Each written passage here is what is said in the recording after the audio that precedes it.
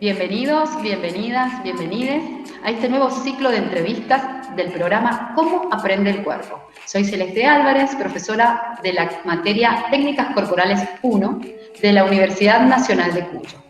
Este ciclo de entrevistas surge a partir del canal de YouTube de la materia que llevamos a cabo con la profesora Daniela Funes. Esta necesidad es que surge la idea de empezar una investigación a partir de esta pregunta, ¿cómo aprende el cuerpo? Y en la investigación, la idea fue entrevistar a referentes de nuestra provincia a nivel nacional y a nivel internacional para hacer esta indagación de esta pregunta y tener respuestas desde todas las miradas y desde todas las técnicas posibles. Una mirada en relación a la experiencia, a la vivencia y a la pedagogía, porque para nosotras la pedagogía también es un camino de creación. Desde ya, muchas gracias a todos y todas por acompañarnos en este programa. Pueden ver esta entrevista, las que vendrán y las de la edición pasada en nuestra lista de reproducción Cómo aprende el cuerpo. Y ya que están por ahí, los invitamos a suscribirse a nuestro canal, darle me gusta a este video y comentarlo. En nuestro canal van a encontrar mucho material en relación a las técnicas corporales y al trabajo que estamos haciendo. Muchas gracias y agradecemos profundamente la difusión. Que disfruten el programa. Vamos a entrevistar a Noelia Martínez, kinesióloga, bailarina, pedagoga y sobre todo una gran amiga. Y vamos a empezar con la primera pregunta, que es una presentación espontánea de tu presente y de lo que estás haciendo hoy. Hola Dani, hola Cele y hola a todos los que estén por ahí. Bueno, mi presente, para contar el presente a veces también hay que ir hacia atrás. Ahora en esta presentación que dijiste Cele, mi presente siempre ha estado, o mi pasado mejor dicho, ha estado siempre atravesado por el mundo de la danza y del movimiento.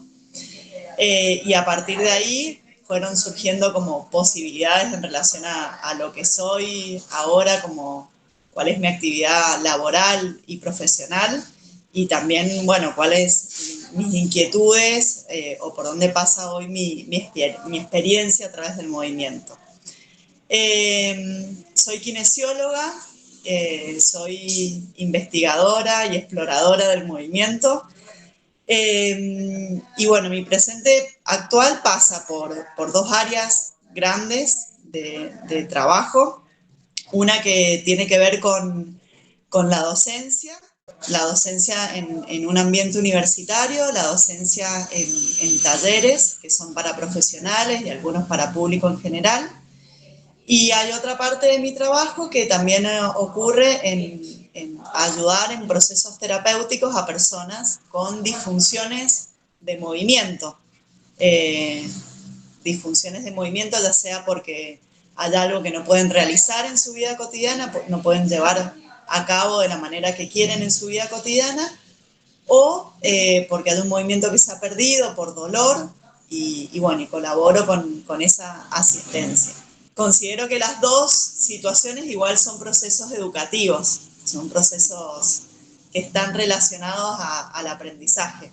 Pero bueno, uno más en relación a pacientes, podríamos decirlo, y otro que tiene que ver con la formación de más profesional. Bienvenida, un placer conocerte y escucharte. Como sabes, un poco la propuesta de nuestro programa tiene que ver con la cátedra que tiene Celeste en la facultad, que es Técnicas Corporales 1, y esta propuesta de presentarle a los chicos las diferentes miradas, las diferentes personas que se pueden encontrar en el trabajo corporal de nuestro medio.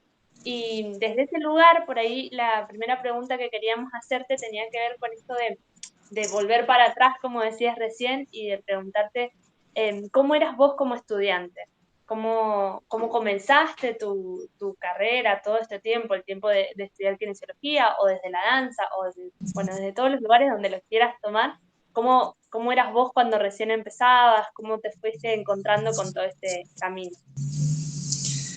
Bueno, mi relación con el movimiento más formal, porque todas nos relacionamos con el movimiento desde que nacemos, es lo que nutre de alguna manera todas nuestras acciones. O sea, cuando pensamos inclusive en una acción sensorial, no sé, percibir el gusto de algo, eso sucede a través del movimiento, ¿no? Entonces, el movimiento es la base que guía todas nuestras acciones, pero si lo pensamos así en algo más formal, una vez fuimos con mi mamá a buscar a mi hermana que hacía danza española y bueno, cuando entré al salón y cuando vi lo que estaban haciendo, inmediatamente le pedí a mi mamá que quería empezar a bailar y bueno, el espacio elegido fue el estudio de Marta Lertora, fue mi primera maestra de danza.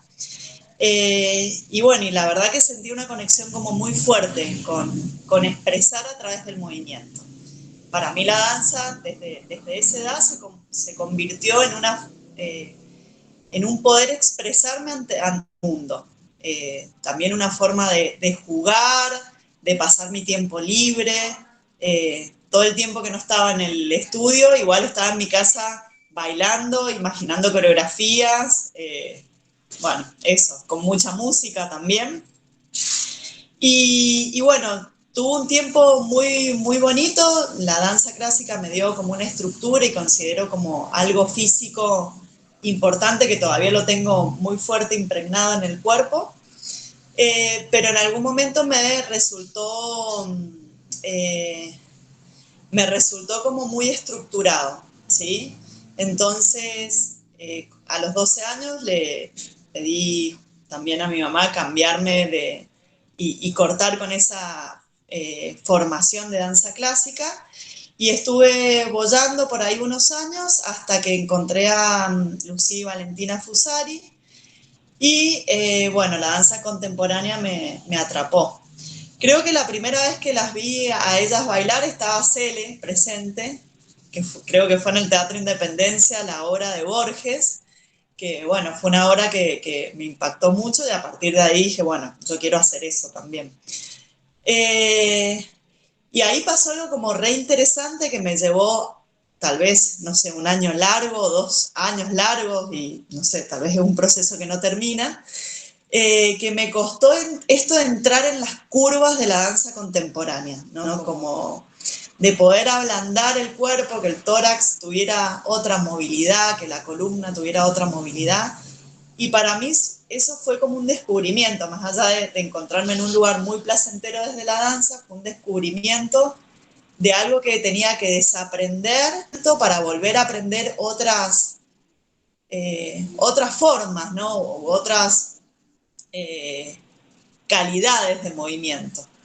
Entonces comencé a bailar con Lucía y Valentina, fue una época muy, muy bonita de mi vida, que ahí compartimos años con Cele, de mucho aprendizaje. El estudio se pasó a ser como mi segunda casa, realmente, y hasta actualmente me pasa que llego al estudio y es como encontrarme en un lugar muy, muy cotidiano, ¿no? Como un lugar que fue visitado muchas veces.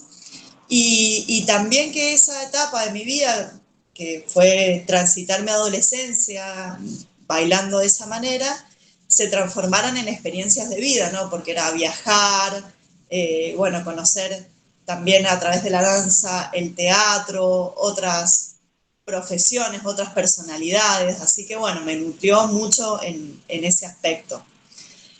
Y bueno, cuando estaba en el momento este que tenía que decidir qué iba a hacer profesionalmente, me surgieron como dos cosas, ¿no? O la fantasía, creo, de irme a Buenos Aires y seguir como con la danza más profesionalmente, pero sí era seguro que tenía que irme y en ese momento no me sentía totalmente preparada, ¿no? Pasaron también, obviamente, como todo, pasan cosas en la vida que no me hacían tener la plena seguridad de querer partir de mi casa.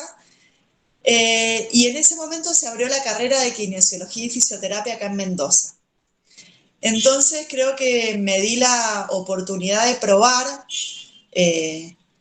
también cómo podía servir a través del movimiento, ¿no? Cómo podía, eso que me apasionaba, que era moverme, cómo podía ser de utilidad a otras personas. Y también en ese momento, antes de terminar la escuela secundaria, hubo un hecho que, si mal no recuerdo, Cele también estaba ahí, que vinieron unas docentes de la Juilliard School, la escuela de fama, y una de las técnicas que una de estas docentes enseñaba era la técnica Alexander, ¿no? Entonces pasó algo muy bonito, que fue que un día, me acuerdo del ejercicio, ¿no? Y creo que esa era una de las preguntas también, como hitos, ¿no? Como una situación que queda muy impregnada en el cuerpo, que fue algo muy sencillo, ¿no? Nos hacían estar con los brazos así hacia adelante, y ella te iba dando unas instrucciones para que vos hicieras con una mano o un brazo que habías elegido. Entonces, que te imaginaras que ese brazo quería alcanzar algo que estaba ahí adelante, o que quería tocar, no sé, dulce de leche, o que quería tocar una textura especial. Entonces, después de un rato, unos minutos de estar dándote como imágenes o metáforas sensoriales en cuanto a aplicaras a un brazo, cuando abrías los ojos, esa mano, ese brazo, era significativamente más largo. O sea, que el pensamiento había transformado algo en la arquitectura física, y eso se traducía en un cambio visible. Entonces, bueno, eso, a mis 17 años, y después de haber pensado, ¿no? Como el movimiento, esto más en relación a la, qué sé yo, a la musculación, a la elongación, a todo eso, dije, wow, el pensamiento tiene mucho que ver, ¿no? En eso. Y, y bueno, nada, como que dije, yo quiero hacer esto, quiero aplicarlo en forma terapéutica, ¿no? Y empecé a estudiar kinesiología, que me resultó muy placentero porque venía de una educación, de una escuela comercial, nada que ver, ¿no? Donde la sufrí, donde todo el tiempo era a ver si me llevaba uno las materias. Y, y bueno, y empezar a estudiar anatomía, biología, era como algo natural, como si fuera algo que me estaba esperando ahí para que yo lo descubriera, ¿no? No me costaba, era algo que creo que también por la relación con la danza me resultaba mucho más sencillo pasar esos conocimientos teóricos que en algún momento tenían que estar como enmarcados, pasarlos por el cuerpo. Digo, esto de que te nombraran un isquión, un fémur, un húmero, un cuádriceps, o el hígado, el estómago, el cerebro, yo ya tenía una topografía creada en el cuerpo, que claramente la había dado la danza.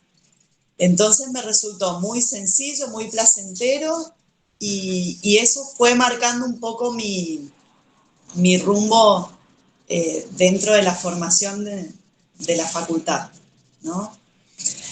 Y después, bueno, también hubo un periodo de desencantamiento con mi formación, ¿no? Porque en los momentos que yo estudié, la kinesiología estaba por ahí pensada más a la aplicación de aparatos, tal vez,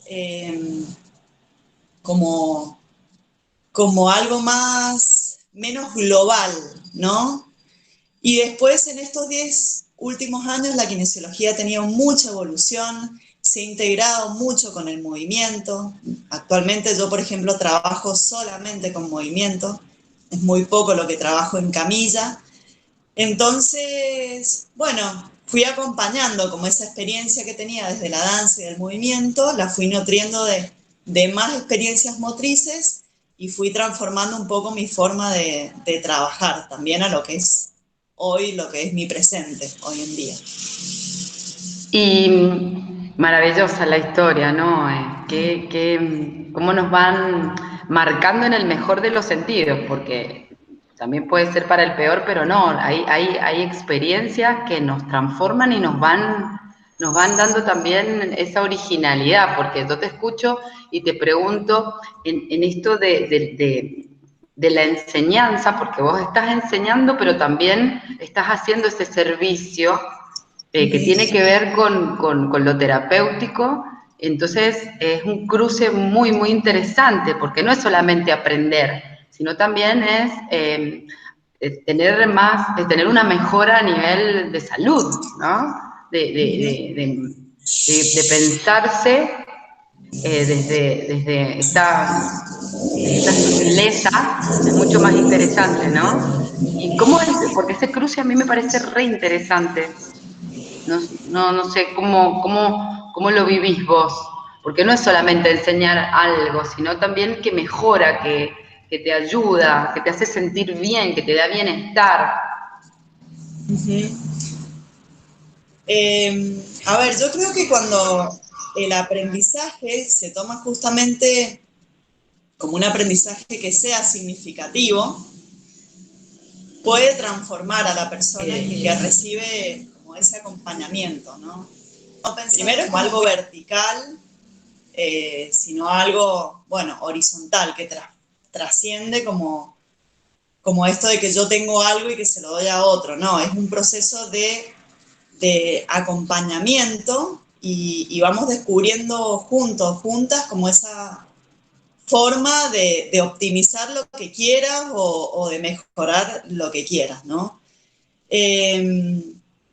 Pero es muy importante que se transforme justamente la parte terapéutica en un proceso de aprendizaje. Eso es como la base, ¿no? Muchas veces se ha relacionado mucho, por ejemplo, tal vez con el hábito, por ejemplo, con la alimentación, ¿no? Si vos querés hacer algún cambio o producir algún cambio en tu cuerpo, ya sea en relación al peso o en relación a la salud, sabés que tenés que modificar o aprender hábitos alimenticios diferentes.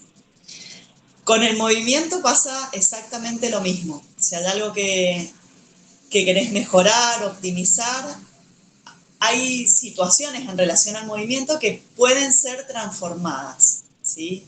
Que vos sepas hacer algo de determinada manera en relación al movimiento no significa que esa sea la única manera, sino que puede haber miles y millones de formas, y en esa variabilidad, mientras más en relación al movimiento, ¿no? Mientras más variabilidad le das al sistema, más opciones de respuesta tenés, o sea que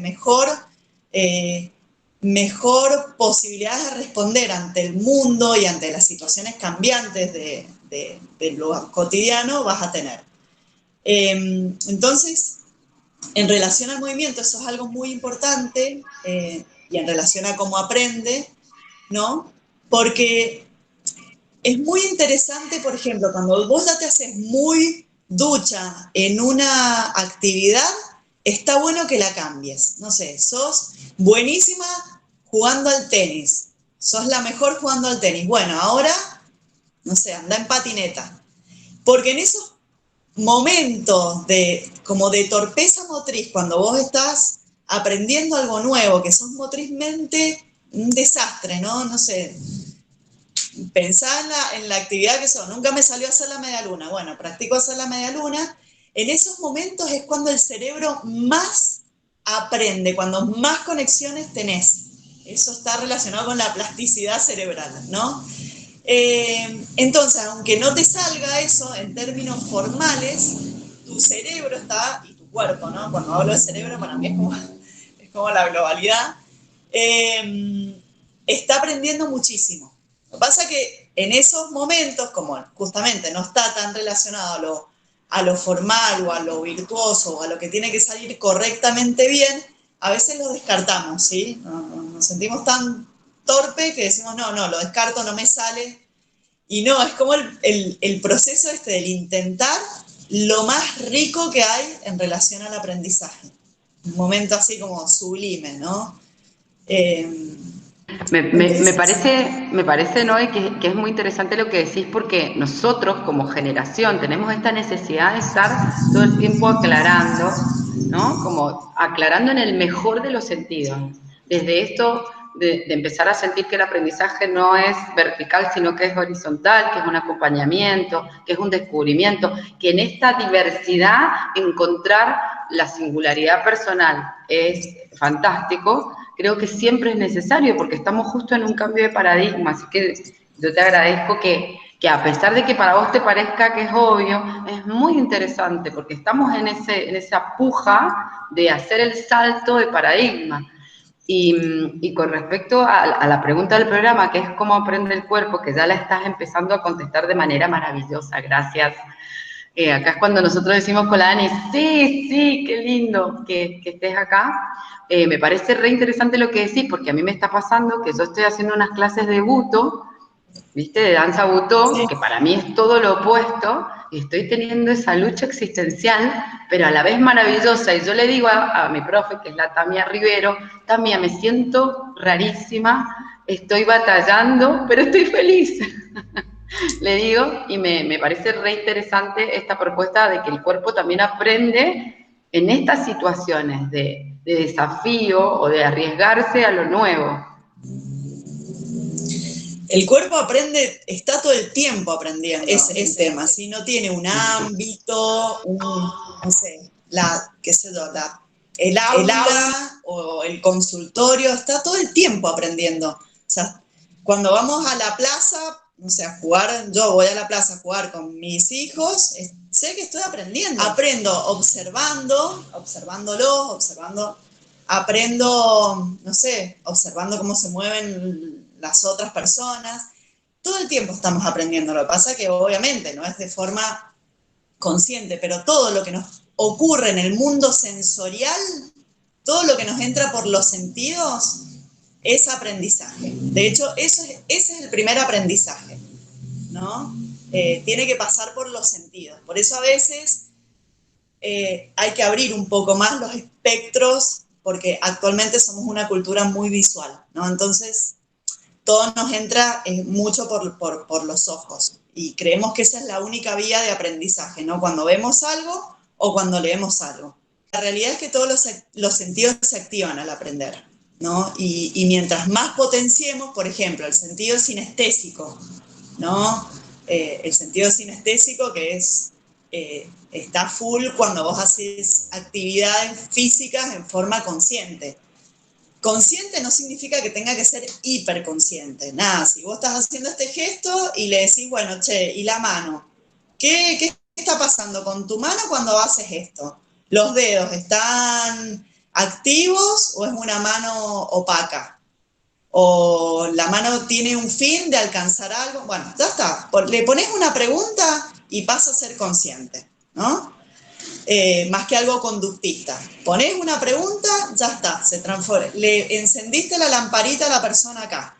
Y si se encendió la lamparita acá, consciente, nada más. ¿Y cómo integramos los otros sentidos? Por ejemplo, la audición. Bueno, más allá de lo que estés, no sé, lo que estés hablando, si hay una persona acompañando ese proceso, ¿qué ocurre en el medio auditivo? También es algo lineal o es estereofónico, de dónde vienen los estímulos, a través del olfato, del gusto, todos los sentidos. Mientras más actividad sensorial haya, más completo va a ser el aprendizaje. Por eso es como muy importante, hay nada, que a mí me encanta y se los dejo y pueden mirar ahí videos. Hay un neurólogo que se llama Roberto Rosler, que justamente se ha dedicado mucho a la educación, y él dice que lo primero que tiene que hacer un docente cuando llega al aula es abrir las memorias sensoriales, ¿no? Eso, bueno, ¿cómo le despertamos la sensorialidad a la persona para que a partir de ahí esté dispuesto a recibir un poquito de información de contenido, ¿no? Pero lo primero es activar los sentidos. Después, algo muy importante es que todo sea trasladable a una experiencia cotidiana, ¿sí? Eso es algo que yo inclusive trabajo mucho con los pacientes. Está buenísimo lo que vemos acá, no sé, en el contexto del consultorio, pero después, ¿cómo lo llevas a tu vida cotidiana? ¿Qué haces en tu vida cotidiana? con quiénes te relacionás, cuál es tu contexto, tu entorno. Bueno, ¿cómo vamos a llevar esto pequeño o grande que hemos trabajado acá, cómo lo llevamos a tu contexto? Y después algo muy bonito, que es cuando el aprendizaje más se fija, que es cuando vos lo podés compartir con otros, con otras. ¿Sí? Porque eso quiere decir que vos lo incorporaste, lo pasaste por tu experiencia y lo podés transmitir. Transmitir no implica esto, una relación vertical, se lo transmitís a un amigo, se lo transmitís a una amiga, a un familiar que pensás que eso le puede servir. Y ese es como el proceso natural, creería, en cuanto al aprendizaje, desde mi perspectiva. Entonces, cuando yo estoy en el aula, en la facultad o lo que sea, es la misma situación. Bueno, a ver, ¿cómo vamos a hacer para romper con la arquitectura del espacio? ¿No? Que tenés no sé, en mi universidad tenés sillas, bancos, un aula que es cuadrada y que eso estructura mucho el pensamiento. Bueno, ¿cómo entramos en el cuerpo? ¿No? ¿Cómo activamos estas memorias sensoriales? Bueno, hay algo de contenido ahí. ¿Cómo lo llevamos a algo que a mí me pasó? Porque en algún momento alguna situación has transitado en relación a eso. Buenísimo. ¿Cómo podemos integrarlo? Y a partir de ahí, ¿cómo lo vamos a poder transmitir hacia los pacientes o hacia lo que sea? ¿Sí? Entonces, esas tres situaciones estructuran, en el buen sentido de la palabra, ¿no? Le dan organización al aprendizaje, desde mi perspectiva. Es súper amplio, igual me gusta porque ya me despertó un montón de preguntas. Lo que decías recién de las preguntas, ya siento que hay un montón de cosas que empiezan a tener otro sentido y eso me parece de las cosas más interesantes que suceden en estas entrevistas. Hay algo de lo que dijiste recién en tu presentación, que era esto de en el consultorio que trabajas con gente que puede tener alguna dificultad diferente o por dolor, lo explicaste mucho mejor que con otras palabras. ¿Cómo, voy a retomar la pregunta de recién para hablar desde ese lugar, cómo aprende el cuerpo desde ese lado? Un cuerpo que está dolorido o que tiene alguna inmovilidad, o cómo haces para de alguna manera poder acompañar esa situación, y cuáles son, bueno, por ahí es súper amplia la pregunta, ¿no? Pero cuáles son como los resultados esperables, si termina habiendo una movilidad o si terminas aprendiendo a manejar ese movimiento desde otras formas, no sé, por ahí es súper obvia la pregunta que estoy haciendo, pero siento que estaría buenísimo que lo puedas como dialogar. Cuando hay, salvo que haya una situación como lesional, ¿no? Porque, a ver, el cuerpo nos puede doler ante dos situaciones. Puede que haya una lesión, pero una lesión de verdad. No sé, tuviste un corte, tuviste un traumatismo, tuviste un desgarro. Tiene que ser una lesión, cuando yo hablo de lesión, tiene que ser una lesión comprobable, no imaginaria, ¿no? Muchas veces, con esto de imaginaria no quiero decir que el dolor sea imaginario. Si el dolor siempre, siempre, siempre es real, ¿sí? Pero, por ejemplo, si a vos alguna vez te dijeron que no sé, una columna que tiene una curva aumentada puede doler, si vos un día te mirás al espejo y decís, uy, esta curva está aumentada, y listo, lo asociaste con dolor y te autodiagnosticás que la espalda te duele por esa situación lesional, cuando no tiene que ver con una lesión real, ¿sí?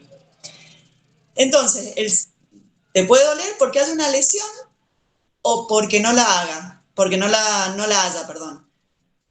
Puede haber una huella, ¿sí? De una lesión que ocurrió en el pasado y ha quedado como el caminito facilitado, ¿no? Es como si tenés un punto acá y otro punto acá y bueno, se formó un camino, ¿no? Un camino que va de tu casa a la calle, porque siempre pasás por ahí, ¿no? Entonces se te formó la huella en el piso. Bueno, con nuestras conexiones y nuestras vías sensoriales en relación al dolor, ¿no? También es sensorial el dolor, queda como una huella facilitada, como va por ahí, siempre va por ahí, ¿sí?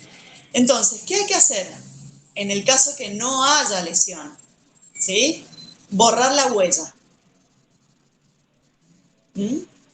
Toda lesión, como toda lesión, si vos te cortás, va a cicatrizar y listo, y no te va a doler más. O sea, es impensable que vos te hayas tenido un corte y te duela 5 años, ¿no? Entonces, cuando la espalda te duele 5 años, es porque tenés la huella, porque es imposible que una lesión se mantenga por 5 años, ¿sí? El cuerpo repara y cicatriza rápidamente. En 20 días, si algo se rompió, en 20 días ya se soluciona, ¿sí? Queda la huella. ¿Cómo borrás una huella? Dando caminos alternativos. ¿Sí? ¿Querés borrar esa? Bueno, anda por acá, hace rodeos, hace un zigzag, dando variabilidad, ¿sí? Entonces, todas tenemos un repertorio de movimiento que nos es sencillo, que tiene que ver con nuestra experiencia, que es donde más cómodas nos sentimos, ¿sí? Que es un repertorio que viene como dado y trabajado desde la infancia y que está buenísimo, ¿sí? Pero cuando empezamos a integrar otras cosas, ¿sí? No sé, tengo un repertorio muy bueno en cuanto a la movilidad. Bueno, agrego un repertorio en relación a la fuerza, agrego un repertorio en relación a la destreza, agrego un repertorio en relación al equilibrio, agrego un repertorio en relación a, no sé, trabajar con ojos cerrados, porque soy muy visual. Todo lo que sea como una situación nueva te va a ir ayudando, colaborando a borrar esa huella facilitada. Y con los pacientes es lo mismo. Me duele el sacro, qué sé yo, o las lumbares de hace 5 años. Bueno, ahí ya sabes que, a menos que haya tenido una lesión hace 20 días puntual, un traumatismo, que algo se golpeó, que se cayó, que no sé qué, esa cronicidad ya te da la pauta que tiene que ver con un hábito y con una huella. ¿Cómo lo borrás? Primero está buenísimo sacar el foco de ahí, ¿sí? Vamos a ver cómo están tus pies, la movilidad de tus pies. Y vamos a generarnos desafíos en relación a los pies. Ya está, eso para el cerebro es un caminito nuevo y a partir de ahí, y ustedes lo saben más que yo, es la historia que le vas a contar al paciente, ¿no? Mira, es tan importante que muevas tus pies porque los pies son la base de tu edificio y ahí sacás, o sea, que tiene mucho de real, no es que le vas a estar contando una mentira, pero le tenés que, en ese momento la persona tiene que saber que mover sus pies es lo más importante del mundo y que eso tiene relación con su dolor de la espalda. Listo, se fue con eso de la sesión, ya está. Al otro día te asegurás que le duele un 50% menos. ¿Sí?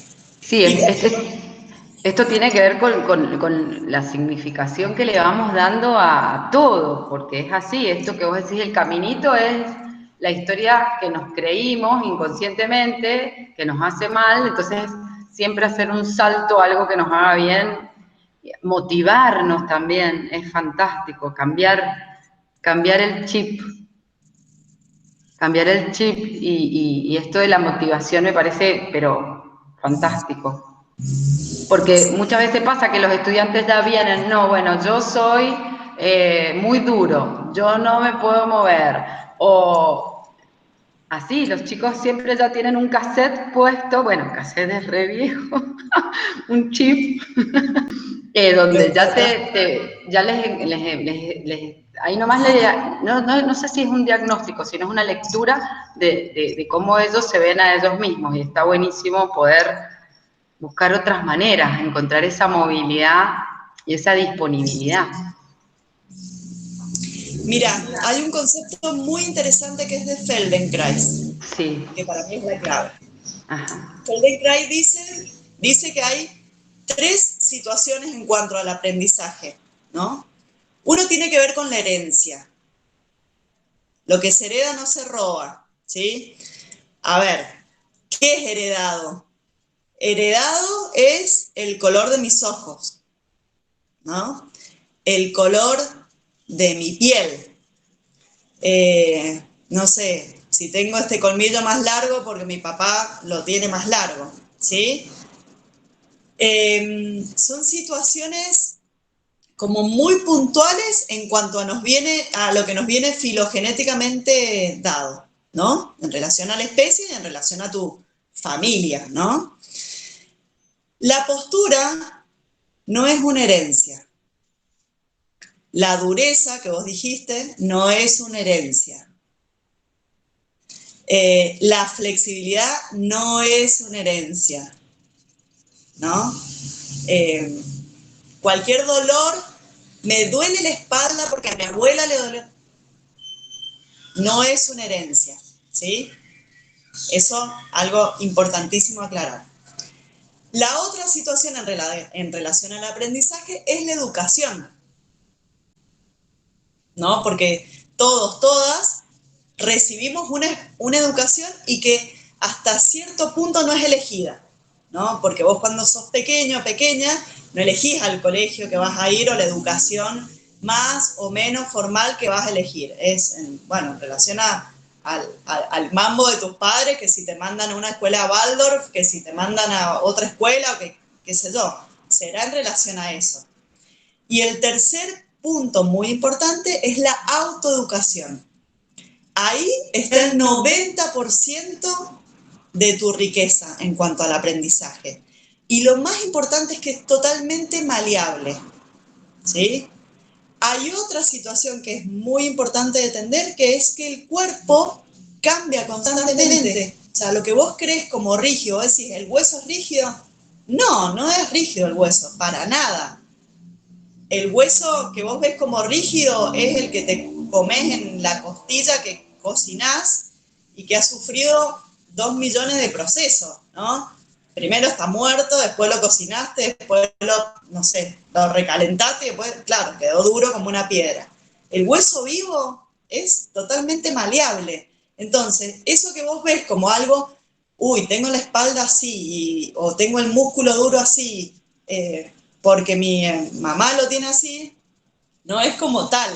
Y todo es susceptible de modificarse, absolutamente todo en relación a lo físico. Entonces, creo que la mejor pregunta es, soy duro, ¿no? El alumno, la alumna que viene y te dice, soy duro. Bueno, a ver, ¿cómo vamos a hacer para trabajar juntas tu flexibilidad? ¿Sí? ¿Qué células pequeñas de movimiento podemos ir creando para que vos lo puedas integrar en tu vida cotidiana, esto que decíamos, integrarlo al contexto, y que sea tan bonito que lo puedas pasar a todos tus compañeros que sean duros, como vos, y se pongan juntas, a trabajar la dureza. Bueno, eso. Sí, buenísimo, ¿no? Es buenísimo, porque estas cosas son las que pasan todo el tiempo en relación al movimiento y al cuerpo. Ahí hay como una falta de relación hacia esa forma, o sea, no hacia esa forma, lo que somos, nada más que está tan negado el cuerpo, está negado con esta sociedad que tenemos que solamente educa la parte de arriba. Entonces nos encontramos con esa, bueno, Dani me ha acompañado muchísimo y estamos dando clases juntas y nos damos cuenta de eso, que vienen divididos, ¿no? Muy divididos en cuanto a esa sensación que somos cuerpo. Entonces, bueno, cuesta muchísimo eso. Y en relación a lo artístico, ¿no? Es así, vamos como también haciendo un viraje por ahí porque me interesa tu visión. Todo esto que estamos hablando, que es una gran parte de tu mirada, del camino que vas recorriendo, ¿cómo encaras lo artístico? ¿Cuáles son las preguntas de tu presente hoy? Lo creativo, primero es algo que lo necesito para mi vida, o sea, como que necesito mantenerme constantemente en esos procesos como creativos, ¿no? Que no, nada, lo que hago a nivel profesional o a nivel de docencia, que no sea algo, justamente que es algo ya estructurado y cerradito y nada, para mí la creatividad tiene que ver con la improvisación y con la espontaneidad. Y es algo que actualmente como busco mucho, ¿no? Como qué le pasa al cuerpo en la improvisación, ¿no? ¿Qué ocurre? Y qué ocurre justamente con esto de romper con modelos o con estructuras ya que todas las tenemos. A mí me pasa muchísimo, ¿no? Y es como trascender como más allá de la forma.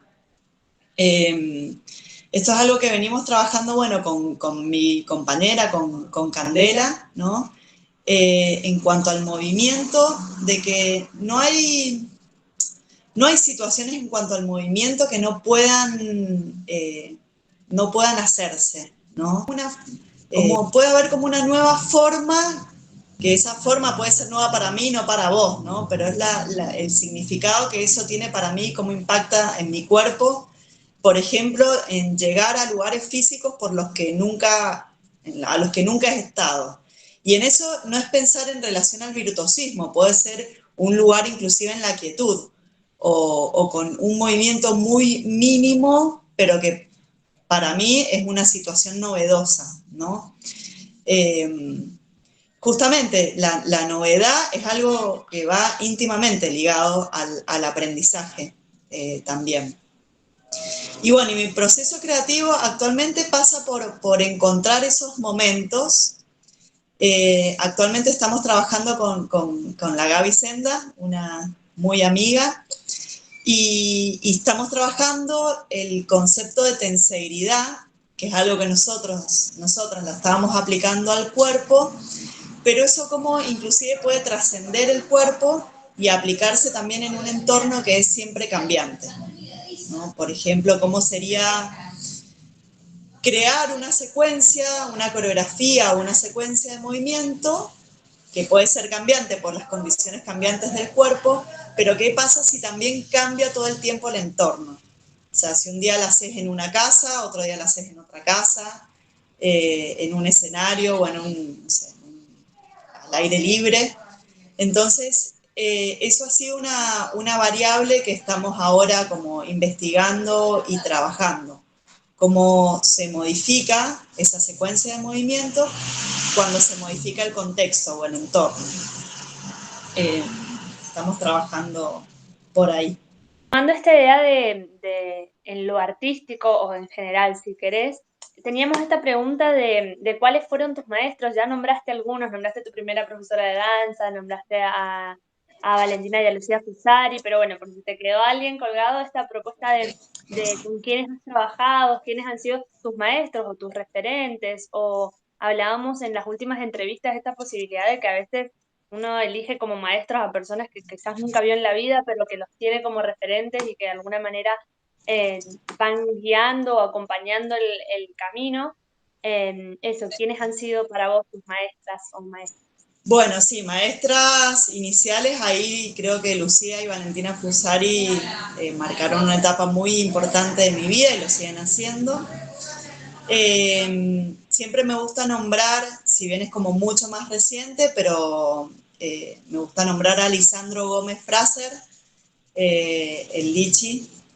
Con el Lichi yo considero que es un pedagogo exquisito de movimiento. Aprendo mucho con él, me gustan mucho sus clases. Hay un amigo, un colega de Buenos Aires, que es Roberto Liakowski, que fue el que me introdujo en el método Feldenkrais hace muchos años, y después nos hicimos grandes amigos y bueno, siempre estos pensamientos también de cómo aprende el cuerpo, cómo podemos integrar el movimiento a lo terapéutico. Bueno, son experiencias compartidas con él, entonces lo tengo como un referente muy, muy importante. Referentes así como, bueno, de otros lugares, pero que me abrieron mucho la cabeza. Ido Portal, no sé si lo ubican, es un entrenador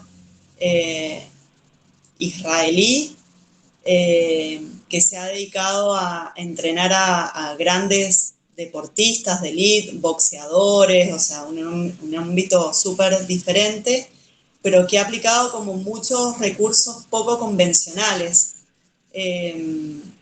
Y que actualmente vos lo ves a él, ves un entrenamiento de él y se asemeja mucho a un entrenamiento de la danza. Es muy loco, ¿no? Porque ves un video de él hace 10 años y era como el típico, no sé, musculoso ahí, como entrenando cosas re fuertes de fuerza, y lo ves ahora y baila y te caes de la hermosura de por dónde ha ido su experimentación del movimiento. Y después, bueno, tengo una maestra, Jacqueline Bronstein, que Jacqueline es una docente, también es fisioterapeuta francesa, pero que vive en Argentina. Jacqueline tiene actualmente 76 años y sigue dando cursos de stretching global activo. Y para mí es una maestra porque también en relación a que eso, tiene la edad que tiene y sigue tomando cursos y sigue con un espíritu de aprendizaje y hace aikido, entonces nada, la ves y observar eso en ella, los efectos de una vida en movimiento. Eso para mí es un súper aprendizaje, así que me marca, sí, el camino es por acá. Hay que seguir moviéndose y seguir probando cosas nuevas hasta el último momento, o sea, y que no tiene límite, ¿no? Real. Y después, bueno, también creo que tengo que nombrar como maestra a una amiga que es Candela Suárez, mi coequiper de M, porque bueno, investigamos, planificamos juntas, nos equilibramos mucho en nuestras energías, en las propuestas. Bueno, y eso estoy todo el tiempo aprendiendo de ella, entonces para mí es como muy que tiene que ver con la actualidad, ¿no? Con lo que me pasa actualmente. Sí, no, esto que vos decís porque nosotros, vos sabés que esa pregunta que es como muy antigua, ¿quiénes son tus maestros? Antigua en el mejor de los sentidos, porque yo creo que es maravilloso. Y las respuestas a esa pregunta son maravillosas en esto que acabas de marcar de Candela, por ejemplo, de que ya el maestro no está ahí arriba, sino que está siendo todo el tiempo. Esto de que todos estamos aprendiendo todo el tiempo y me parece maravilloso este cambio de paradigma. Por eso la pregunta quizás es antigua, en el mejor de los sentidos, pero igual el otro siempre nos enseña. El otro siempre nos está enseñando y viceversa. Así que me encanta, porque no sabes la cantidad de respuestas maravillosas en relación a eso. Bueno, siempre lo digo, pero bueno, la Paula Siray nos decía que su maestra era Pina Bausch, aunque ella nunca lo hubiera sabido, y eso también es maravilloso. Y esto de la edad que decís también, creo que el occidente tiene que trascender el tema de la edad, porque en Oriente la gente que hace aikido o hace cualquier arte, lo hace hasta el último día, no deja de hacerlo. Esto de cambiar un poco el paradigma con la edad también es interesantísimo, de entender que estamos siempre en movimiento. Sí, va en relación a esto que decías, ¿no? Cuando un alumno o una alumna te dice, no sé, tengo dificultad para hacer esto o soy duro, da como un formato, ¿no? Que no puede modificar. Tiene 18 años o tiene 22 Claro. años, o sea, chicos, están bien. Toma mucha agua quedan, y dale. les queda toda la vida. Claro, exacto. Y en relación a los estudiantes, cuando vos te encontrás con estudiantes que recién empiezan, esa también es una pregunta que queremos hacer en relación a esto de que nuestros estudiantes son los que ven estos programas. ¿Qué les dirías o cuáles son los principios o cómo encarar? Porque esto es real. O sea, el cuerpo está en movimiento, cambia, es sumamente inteligente, se cura en 20 días. cambiar ese chip también. ¿Qué le dirías, Noé? Bueno, primero que está bueno, a ver, si vos querés entrenar, está bueno elegir una actividad que te resulte placentera y que te guste, ¿no? No hagas algo que no te guste, no sé. Si te dijeron alguna vez que nadaras porque, no sé, nadar hace bien para algo, no, y a vos te gusta hacer aikido, hace aikido y entrená aikido y tener como una cierta conducta, porque la conducta y la disciplina también te llevan a algo, ¿no? En relación a eso. Pero después, eso es como un eje. Después, sé lo más ecléctica y lo más ecléctico que puedas. Y que no importa, ahí no va a importar que seas el mejor, no sé, o la mejor. Nada, me invitaron a bailar tango. Anda, no importa, sabes que en ese momento tu cerebro va a estar aprendiendo, quédate tranquilo, no pasa nada. Te invitaron a hacer, bueno, toma una clase de otra cosa, no importa, ¿no? Aunque no tenga un fin así determinado, el fin es desarrollar otras memorias justamente o otras posibilidades físicas, punto. Pero sí es importante, no sé, para mí fue claro que siempre fue la danza el eje, ¿no? Como que he hecho muchísimas cosas en mi vida, pero ese ha sido el eje, ¿no? De entrenamiento físico.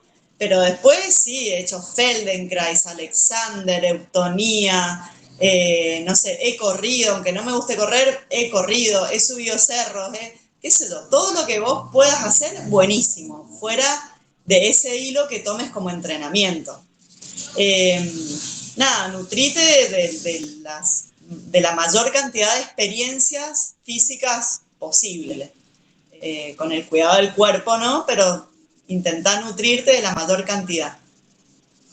Genial, bueno, muchísimas gracias. Yo creo que es súper interesante esta mirada, creo que también hablas desde otro lugar, que por ahí no habíamos tenido la posibilidad de entrevistar a nadie que lo hablara desde ese lugar y me parece que nos vamos por un montón de preguntas y de respuestas y de posibilidades y de ideas de cosas que estaría bueno hacer.